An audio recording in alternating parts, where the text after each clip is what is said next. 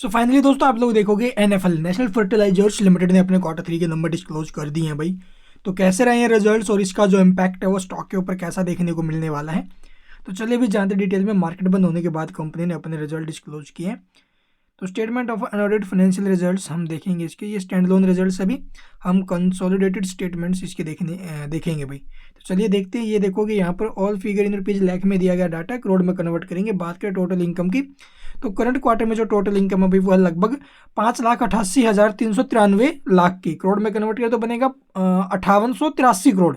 जो प्रीवियस में था वो 4404 करोड़ था और प्रीवियस ईयर के सेम क्वार्टर में लगभग 7,598 करोड़। यानी कि ईयर ऑन ईयर बेसिस पर इसकी इनकम ड्रॉप हुई है, बट क्यों उनके बेसिस पर इसकी इनकम में हमें जो है अभी तेजी देखने को मिली है भाई।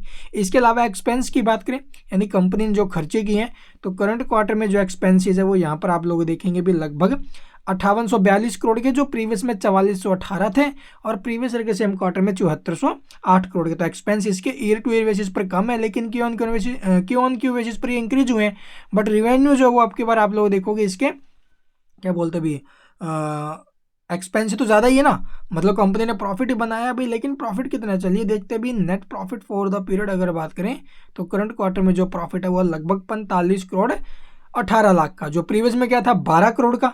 तो प्रीवियस क्वार्टर से तो प्रॉफिट्स में जंप है, लेकिन ईयर टू ईयर बेसिस पर आप लोग देखोगे 150 करोड़ से, जी 150 करोड़ से जो प्रॉफिट है उसमें हमें बड़े डिक्लाइन देखने को मिल रहा है भाई। 45 करोड़ पर 150 करोड़ से, तो बहुत बड़ा डिक्लाइन है इसके ईयर टू ईयर बेसिस पर। तो ठीक है, करीब 60% के करीब जो प्रॉफिट है 60% के ऊपर में टूटा है भाई।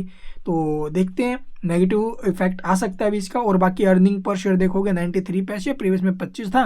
प्रीवियस ईयर के सेम क्वार्टर में 3 रुपये 8 पैसे। यानी कि ईयर ऑन ईयर बेसिस पर जो रिजल्ट है वो खराब है, बट क्यों उनके बेसिस पर रिजल्ट अच्छे आए हैं। ठीक है, इसके अलावा आप लोग देखेंगे भी ये नोट्स देख लेना डिटेल में ड्यूरिंग द क्वार्टर और क्या कुछ अपडेट्स रही है वो यहाँ पर डेटा आपको देखने को मिल जाएगा डिटेल में। और बात करें इसके डेट इक्विटी रेशो की तो डेट कंपनी का जो ना भी क्यू ऑन क्यू बेसिस पर इंक्रीज हुआ है, but year to year basis पर आप लोग देखोगे ये कम होते हुए नजर आ रहा है भाई।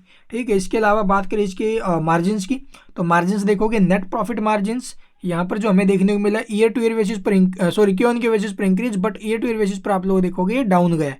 ठीक है, ऑपरेटिंग मार्जिन्स की बात करें तो एज इट इज़ हमें ऑपरेटिंग मार्जिन्स में देखने को मिल रहा है ईयर ऑन ईयर बेसिस पर तो ये डाउन है, but Q on Q basis पर ये इंक्रीज हुए हैं।